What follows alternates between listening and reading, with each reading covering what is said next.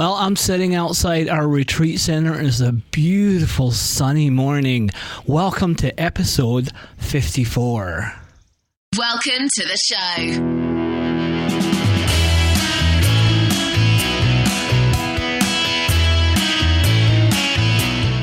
Well, welcome to the show. My name is Will Sinclair, and I'm your host for this show, The Real Truth About You.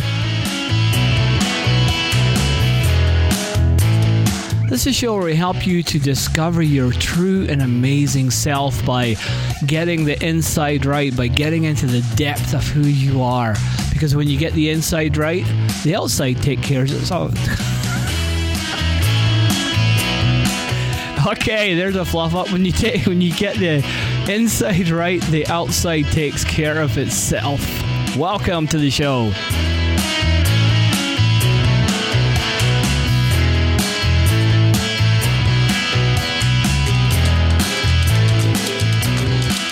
Well, I guess you can tell by the entrance into the show, this episode number 54, you can tell that I'm recording live. There is no stopping, there is no editing, there is no cutting, there's no erasing any mistakes. We move forward. And isn't that the story of life? We have to move forward all the time. We can never stand still.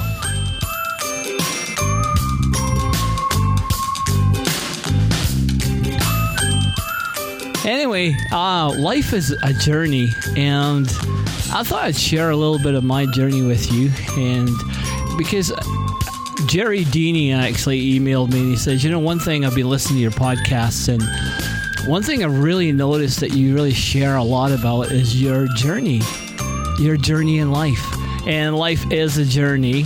And so I want to share a little bit about where I'm at right now. And I usually do anyway, but I'm going to share a little bit about that. But first, I thought I was at a meeting the other night, and for our camp, we're celebrating our 50th anniversary. So we're having planning celebrations and things like that for our kids' camps. And we're at a meeting, and I told this joke last night, and I'm going to tell it to you too. Somebody said, my wife has heard it over and over and over again, because a lot of times I get asked to MC an event last minute, or to speak, or get up and say something, or whatever. And so I usually always have this, this bag full of humor that I pull out of. My wife's heard them all, but somebody at the table says, well, you've got to have your signature joke, you know what I mean? So, everybody's got them. So anyway, here we're moving into that music here.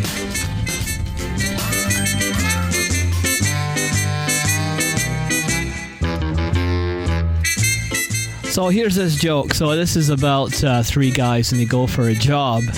And while they're going for this interview, the first guy walks in the door, and the manager says to him, he says, you know what, I've got a jacket, like a coat, in the corner, and he says, if you can give me a sentence with the word great in it, then I'll give you the coat and I'll give you the job. So the guy sits and he thinks for a while, and he goes, well, I've got a new coat. I think it's great. And the manager looks at him and says, well, the coat's yours and the job's yours. I'll see you Monday. The guy grabs the coat. The manager puts a new coat in the rack. Next guy comes in. He says, see that coat in the corner? He says, I'll give you that coat and the job if you can give me a sentence with the word great in it. So the guy thinks for a while, and he says, I got a new coat. I think it's great. Manager says, well done. He says, you get the job and you get the coat. The guy picks up the coat. The manager puts a new coat on the rack. And as this guy's going out, he says to the third guy, he says, all you have to do is say, I've got a new coat. I think it's great. So the third guy walks into the manager and he sits down, and the manager looks at him. He says, see that coat in the corner? The guy says, yeah. He says, I'll give you the job and the coat if you can give me a sentence with the word fascinate in it. And he sits and he thinks for a while, and he goes, I've got a new coat. I think it's great. It's got 9 buttons, but I can only fascinate.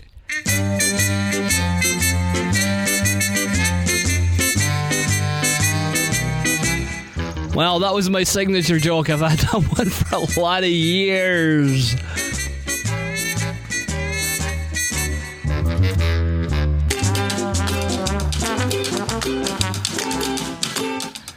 Anyway, this podcast might seem a little disjointed, probably because I'm sitting here outside. It's a beautiful day, and the sun is just beating down. It's not that warm out here right now. It's springtime is beginning to bloom. Our snow just left probably about 3-4 weeks ago, and then we got one more snowstorm. This is middle of May right now, and the trees are starting to look beautiful. We're in the Moose Mountain Provincial Park, and for those who don't know, if this is your first episode, well, first of all, welcome to the first episode that you're listening to, 54th that I'm recording, and we run a kids camp in a provincial park in Saskatchewan, southern Saskatchewan, Canada, and Saskatchewan's the province, and it's just gorgeous out here, and the wind is just rustling through the trees. The sun's beating down on my face. It's only about +6, +7 degrees centigrade, but the birds are all out. They're all back, and so you might hear a bird here and there kind of whistling in the background or trying to chase me off the deck. I'm on the back of our retreat house that's overlooking a playing field and a swimming pool and our sports pad and our music shack, and I'm looking right into the forest. We have some cabins in the forest too, and it's just a gorgeous view. Beautiful green trees. There used to be little skeletons all winter. There's nothing on them, just these skeletons that you look at. Now they're just like lush and green. There's birds flying. There's one swooping by my head right now, and I think they must have a nest up there somewhere because they're like sparrows of some kind. But anyway, so I'm maybe in their territory right now.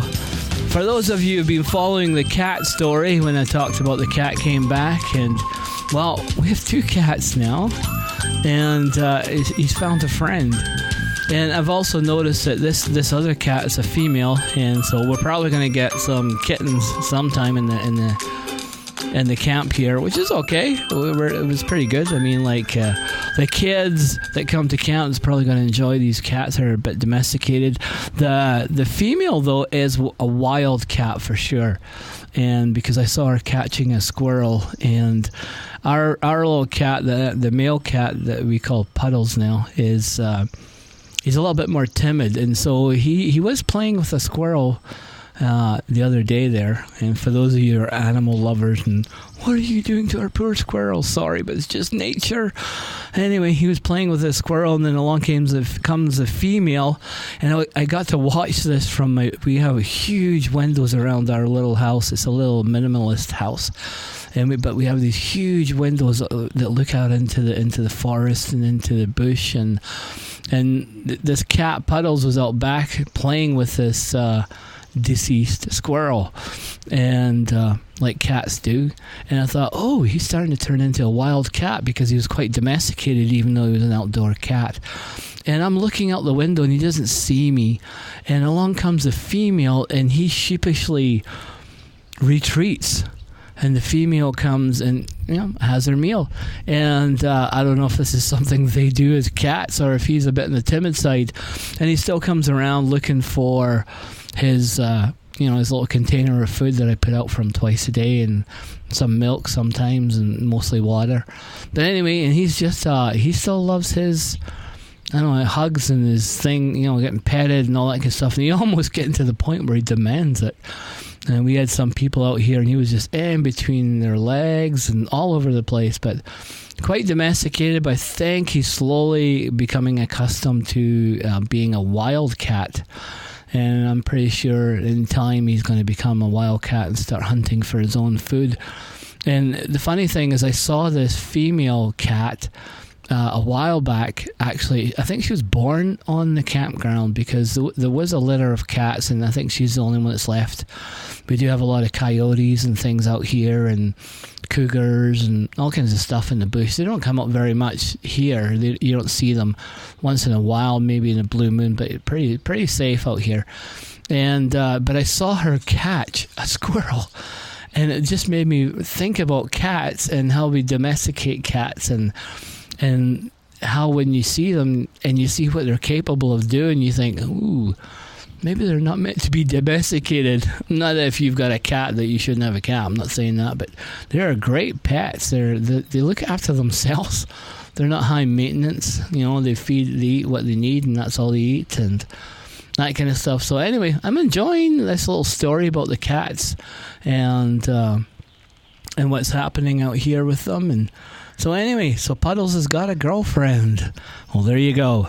Anyway, moving on here. I go to, I guess what Jerry Dini was talking about, I tell my story and I talk about my journey, and I am on a journey. An inner journey, and it's really, I'm at a point where I really believe there's a healing coming from my childhood, and it's coming out, and it's making me really vulnerable. And I'm going to actually go see somebody. I'm booked in to see a really good friend. And anyway, I also meet with a group of guys on Thursday mornings for breakfast, like book, Bible study kind of thing. They're Christian guys from the Church of Christ. I'm a Catholic. And I guess I'm Catholic, but my Catholic understanding is expanding quite a bit into a universal type of understanding of who God is.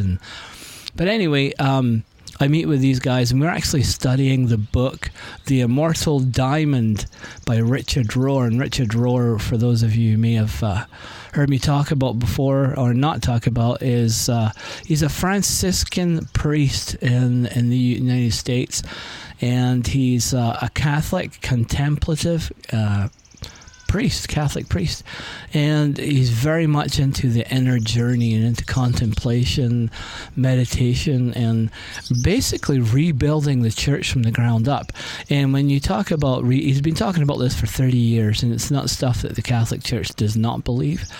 And so when he talks about rebuilding the church from the ground up, you have to remember too that the church is not the building, the church is us.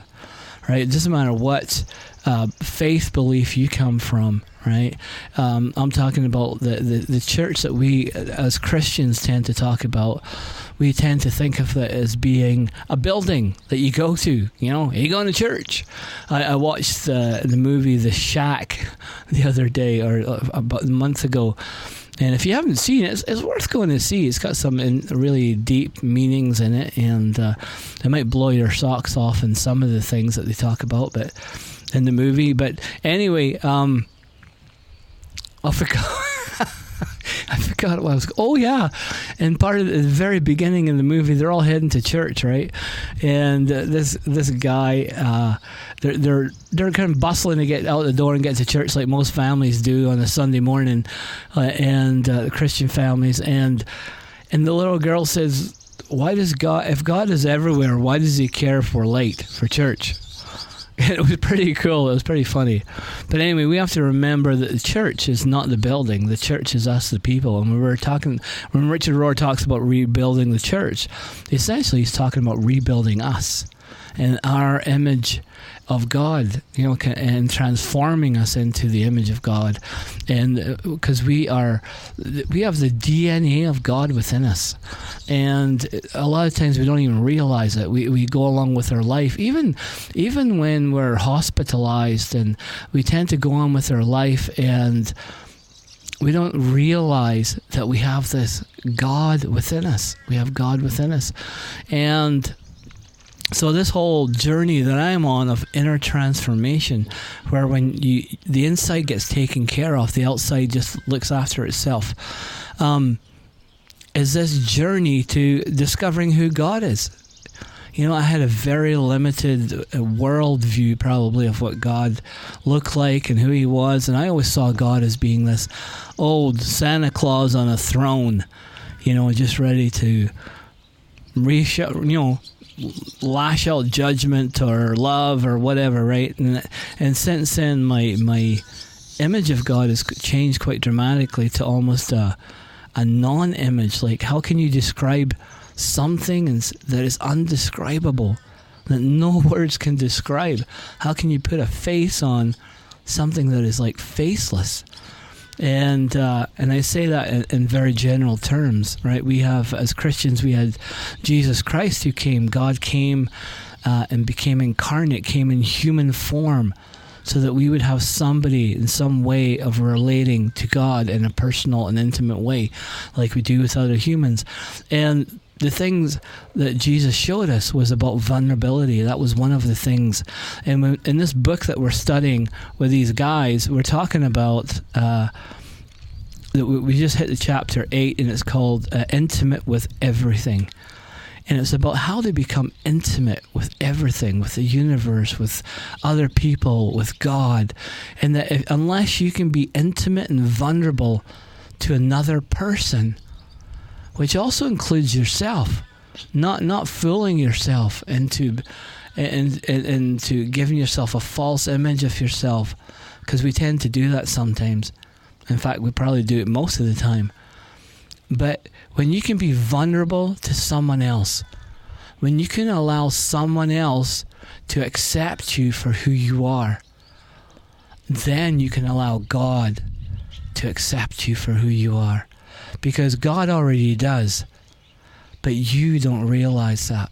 And I didn't realize that God already accepts who you are, as you are, right where you are.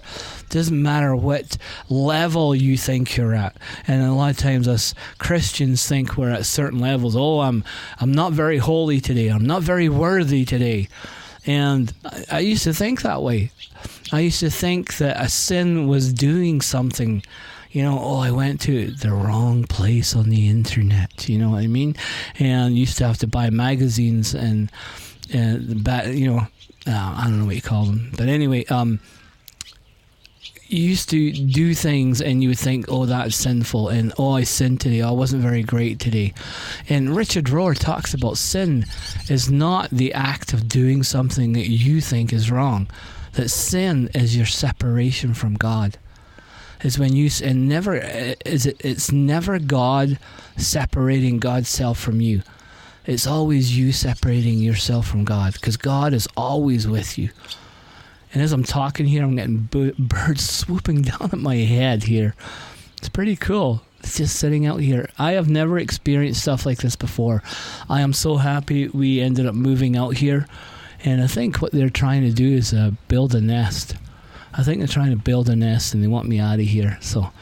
But anyway, we need to get to that point of inner transformation so that we can accept that God accepts and loves us. We can become full and whole as people, as who we were created to be, with God's fingerprint in our life, with God's DNA built into us. And so often we don't realize that. We don't realize what is available to us right here and now. We always talk about, as a Christian, I always saw salvation as a future thing. Like you become saved. Somehow you become saved and then you're going to go to heaven when you die. So you're buying a ticket for after you die. And people would say to me, well, why not wait until you're just about dead and then get saved? Why would you waste all your time right now doing all the right things? Why would you bother? And I've come to realize that being saved is not a future thing. It's not so much a future thing, a future destination, a ticket to board a train later on. That your salvation is right here and right now. Because if you really realized God within you and who you truly were and the beauty of who you were, then you would realize that you're almost living heaven right now. You're living in the reign of God right now. You're living in the kingdom right now. And I think that's what Jesus Christ came to show us. That in that oneness that he talks about all the time, when he said, Father, may they be one as you and I are one. He meant you and I in his human form and his divinity, which we all share in. Like Jesus, what God came as Jesus to show us how to live, and not how to do the right things, as in don't do this, but do this, and don't sin, and do the, not a whole bunch of rules and commands, right? Even the Bible said, for those who live by the Spirit, there are no rules, because those who live by the Spirit live by love. And when you live by love, you already do things out of love. And love never does bad. And I say bad in a general term because I'm not trying to label things and actions. But I found in my journey, I'm ready to hit a point, maybe hit a point. It seems like that in my point in my journey, that God wants to break me open. He wants to heal me, and he wants to show me something. And one of the things that we're learning in this chapter is that we need to be vulnerable.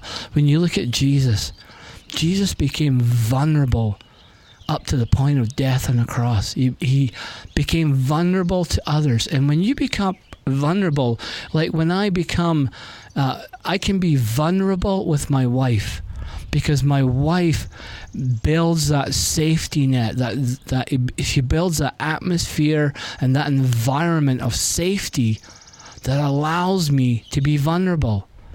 And I do the same for her. She can be vulnerable to me and share her most intimate issues or secrets, right? Or things that are really bothering her, or things that she's going through in her life, because I create that safe environment for her to do that. And when you can experience that, then you can start to experience how much God actually loves you, and how vulnerable and open you can be to God, and how you can share everything about yourself to God. I remember when we were, I don't think we're moving into the X or R-rated podcast here, but I'm just sharing something from my life. And I used to have issues with lust and those kind of things, and sexuality and promiscuousness, or if you want to call it. Anyway, I had quite I used to play in rock bands and stuff, and get into all kinds of things and at parties, and I'll let your imagination go there. But I still had issues with all of that, with pornography and all those kind of things when I got married to my wife. And I remember being almost scared to share it, because I wasn't sure how she was going to react. That I still had issues with this, and like, not that I was cheating on her or anything like that, but with pornography and all those kind of things that you get caught up in, especially as a guy. And I didn't know I didn't know whether to tell her or not. And finally, I broke down and told her. And instead of finding somebody who's ready to condemn, I found someone who was ready to love and to accept who I was and to forgive, right? And because whenever I went to pornography, I would separate myself from her in my mind. And so it was that separation that she's forgiving, and then the forgiveness comes the welcoming back, the open arms. And I experienced that from my wife. It was something I experienced. So it was something that I could transfer back into my image of God, and feel and experience that healing, even though it's been a journey. And I talk about a journey, it's not a destination from point A to point B, where we start here and end there. The journey is like a circle that you always end up right back where you are. But your eyes are opened. A lot of faiths call it awakening, enlightening, enlightenment, an awakened one. That's what the Buddha was. The Buddha, a lot of Christians think the Buddha is a god. No, the Buddha was a guy whose name I can't remember, and I wish I could, who basically sat under a tree. He saw suffering in the world, and he wondered why. He was a person like St. Francis of Assisi, who came for immense wealth, and basically at that time renounced his wealth and went and sat under a tree. and until he truly connected with God. And that's what the Buddha means, the awakened one, the enlightened one, the one who's aware. That's what that means. And so that's the point where I'm getting to in my inner journey, is to that point. And when we were talking in our Bible study about vulnerability, I started to share that I really felt that God was leading me to this point of there's some kind of healing. There's something that's holding me back from this inner transformation. Not that inner transformation hasn't taken place, but there's something else. I just feel like there's something that God wants to open up in me so that I can experience God more fully. And it may be something that you're experiencing too, that you want to experience God more fully. And don't be afraid of it. And even if you feel scared, because I actually feel scared because I don't know where this is going to lead. I don't know what it is. I don't know what's going to come up. And I'm actually scared to go to this other person and cry if I have to cry. And when I was sharing this with the guys, I didn't share about the crying part. I was talking about I really felt God was calling me to an inner healing, another inner healing. And towards the end of our study, I felt to share more about who I was going to and what I was going to do and what I was afraid of. Right? And I was afraid of this crying. And I almost started crying there. But it was almost like part of the healing started because I made myself vulnerable to these guys. And you know what? Guys are not usually very vulnerable people. Right? Guys usually think, well, I have to be a guy. I go hunting. I do this, or I play man sports and I talk man language, and heart and all this kind of stuff isn't like part of my language, right? And most men, that's where we're raised. Boys are raised, don't cry. Boys don't cry. Girls cry, but boys don't cry. And that's how we get raised.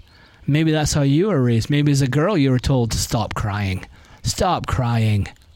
Stop it right now. Good girls don't cry. Or good girls don't do this. Good girls don't do that. And then you get all these preconceived notions and you start stuffing things. But God is calling you. God is calling you to open up. God is calling you to this journey that I'm on. It's the same journey that we're all called on. And I'm still on this journey. And I probably will be to the day I die and beyond. But this vulnerability is something that God has been speaking to me about. So be vulnerable. Allow yourself to be vulnerable. You take a chance. You do. If you take a chance to be vulnerable with somebody else, you don't know how they're going to respond. That's a chance that you take, that you could get hurt. It is a chance you take. But unless you take that chance and keep taking that chance, then you'll stay stuck. You will stay stuck. Right? Anyway, so 28 minutes. I told you a joke at the start, and now I'm talking about vulnerability and change, and it's still beautiful out here. I'm actually getting hot because I'm kind of dressed for a little bit cooler weather. The birds are all over the place, and I am super enjoying being out here. Thank you so much for tuning in. Thank you so much for tuning in. I really enjoy sitting here and being able to communicate and talk with you.